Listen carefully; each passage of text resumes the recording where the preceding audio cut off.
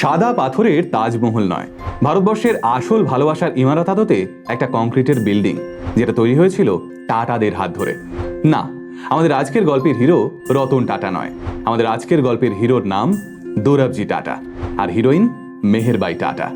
এই দুজন মানুষের ভালোবাসার ফসল হিসেবে ভারতবর্ষে এমন একটা বিল্ডিং গড়ে উঠেছিল যা আজ অবধি কয়েক লক্ষ পরিবারের মুখে হাসি ফিরিয়ে দিয়েছে এবং এখনো সেই কাজটাই করে চলেছে। আর এই বিল্ডিং এর একটা অংশ কিন্তু কলকাতাতেও রয়েছে। তাই আজকের এই গল্পটা ভারতবর্ষের প্রত্যেকটা মানুষের জানা উচিত। আর শুধু ভারতবর্ষ কেন, বাংলাদেশের মানুষদেরও এই গল্পটা মন দিয়ে শোনা উচিত, কারণ কোথাও একটা গিয়ে তারাও এই বিল্ডিং এর সঙ্গে জড়িয়ে রয়েছেন। গল্পের শুরু 1898 সালের ভ্যালেন্টাইন্স ডে, অর্থাৎ 14ই ফেব্রুয়ারির দিন। ওই দিনই বিয়ে হয় দোরাবজি টাটা এবং মেহেরবাইয়ের। বিয়ের 2 বছর পর অ্যানিভার্সারির দিন দোরাবজি টাটা নিজের প্রিয়তমা মেহেরবাইকে একটা হিরে উপহার দেন। সেই হিরেটা আকারে বিশ্ববিখ্যাত কোহিনূর হিরের চেয়েও দ্বিগুণ বড় ছিল। 245 ক্যারেটের এই হিরের দাম আজকের বাজারে প্রায় 135 কোটি টাকা। দোরাবজি টাটার থেকে 135 কোটি টাকার অ্যানিভার্সারি গিফট পেয়েছিলেন মেহেরবাই টাটা। আর আমাদের আজকের এই গল্পতে হিরেটাই একটা গুরুত্বপূর্ণ ভূমিকা পালন করতে চলেছে। এই হিরেটা না থাকলে আজ হয়তো টাটা গ্রুপের কোনো অস্তিত্বই থাকতো না ভারতবর্ষের বুকে, আর আমরা হয়তো রতন টাটার মতো শিল্পপতিকেও দেখতে পেতাম না। তো যাই হোক, গল্পে ফিরে আসি।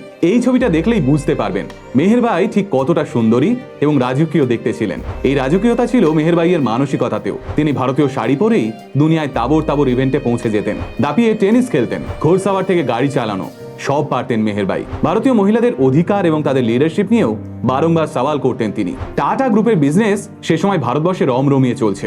ইস্পাত শিল্পেও বিশ্বের 1 নম্বর কোম্পানির শিরোপা তখন প্রায় টাটাদেরই দখলে। কিন্তু ঠিক সেই সময় লাগলো প্রথম বিশ্বযুদ্ধ। এই বিশ্বযুদ্ধের আফটার এফেক্টস এর ফলে টাটা গ্রুপের মেরুদণ্ড প্রায় গুঁড়িয়ে গেল। অবস্থা এমন একটা জায়গায় পৌঁছলো যে কোম্পানির শ্রমিকদের মাইনে দেওয়ার মতো টাকাও ছিল না দোরাবজি টাটার কাছে, যার ফলে টাটা গ্রুপ প্রায় বন্ধ হতে বসেছিল। কিন্তু ঠিক সেই সময় নিজের স্বামী দোরাবজি টাটার পাশে শক্ত খুঁটির মতো এসে দাঁড়ালেন মেহেরবাই টাটা।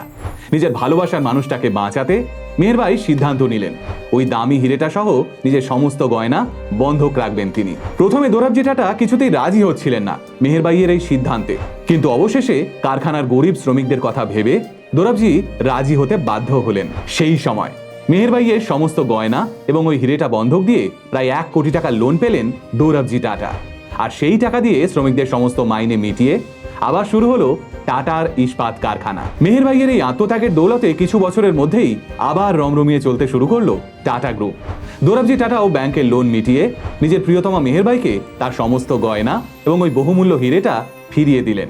তারপর সব ঠিকঠাকই চলছিল, কিন্তু ছন্দপতন ঘটল 1931 সালে। মেহেরবাই টাটার তখন 50 বছর বয়স। আচমকা লিউকেমিয়া অর্থাৎ ব্লাড ক্যান্সার ধরা পড়ল মেহেরবাইয়ের। দেশ বিদেশে তাবর তাবর ডাক্তারদের দেখিয়েও কোনো লাভ হলো না। 1931 সালের 18 জুন নর্থ ওয়েলসের একটা নার্সিংহোমে শেষ নিঃশ্বাস ত্যাগ করলেন মেহেরবাই। আর এর ঠিক 1 বছর বাদে প্রিয়তমার মৃত্যুশোক সহ্য করতে না পেরে 3রা জুন 1932 মারা গেলেন দোরাবজি টাটা। কিন্তু এখন আপনারা নিশ্চয়ই ভাবছেন, তাহলে শুরুতে যে বিল্ডিংটার কথা বলেছিলাম সেটার কি হলো? ওই বিল্ডিংটা তাহলে কবে তৈরি হলো? জানলে চমকে যাবেন। জীবনের অন্তিম বছরে ওই বিল্ডিংটা তৈরি করে তবেই মারা গেছিলেন দোরাবজি টাটা। প্রিয়তমা স্ত্রী মেহেরবাইকে ক্যান্সারের যন্ত্রণায় তিলে তিলে মারা যেতে দেখে বুক কেঁপে উঠেছিল দোরাবজি টাটার।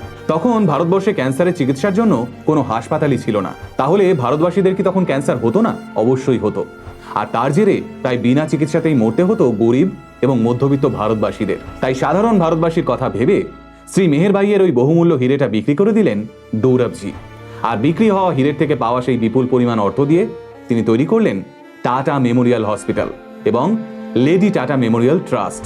এবারে আসি সেই বিল্ডিং অর্থাৎ টাটা মেমোরিয়াল হসপিটালের কথায়, যেটাকে আমরা ভিডিওর শুরুতে ভারতবর্ষের প্রকৃত ভালোবাসার নিদর্শন বলেছিলাম। প্রতি বছর প্রায় 65,000 ক্যান্সার আক্রান্ত মানুষ এই টাটা মেমোরিয়াল হাসপাতালে চিকিৎসা করাতে যান, যার মধ্যে প্রায় 70% ক্যান্সার পেশেন্টকে বিনামূল্যে সমস্ত চিকিৎসা প্রদান করা হয় এই টাটা মেমোরিয়াল হাসপাতালে। বছরে প্রায় 4.5 লক্ষ ক্যান্সার পেশেন্টের ফলো আপ ট্রিটমেন্ট চলে এই হাসপাতালে। প্রতি মাসে কয়েক হাজার ক্যান্সার আক্রান্ত শিশুকে সুস্থ করে তাদের মায়ের কোলে ফিরিয়ে দেয় এই হাসপাতাল।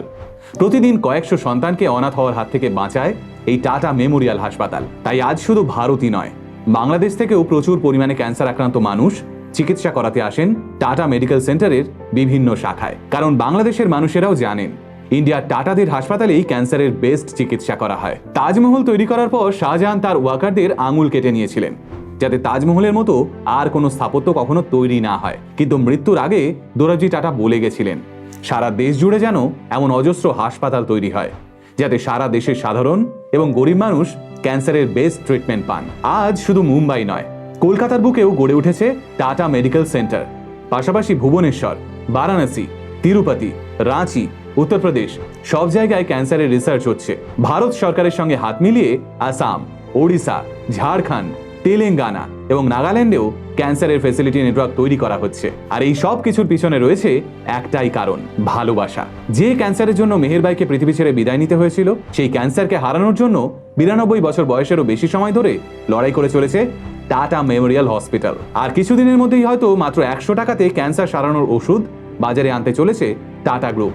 আর এই ওষুধ একবার মার্কেটে আসলে সাধারণ মানুষের যে কি উপকার হবে তা বোধহয় আমরা সকলেই জানি। তাই তাজমহল গোটা পৃথিবীর কাছে ভালোবাসার নিদর্শন হিসেবে পরিচিত হলেও ভারতবর্ষের আসল ভালোবাসার নিদর্শন কিন্তু এই টাটা মেমোরিয়াল হসপিটালই। আর সেই কারণেই মেহেরবাই টাটা এবং দোরাবজি টাটার এই ভালোবাসার গল্পটা ভারতবর্ষের প্রতিটা মানুষের কাছে পৌঁছে দেওয়া প্রয়োজন। নয়তো ইতিহাসের পাতায় চাপা পড়তে পড়তে একদিন এই মহান গল্পটাও হারিয়ে যাবে আমাদের মধ্যে থেকে।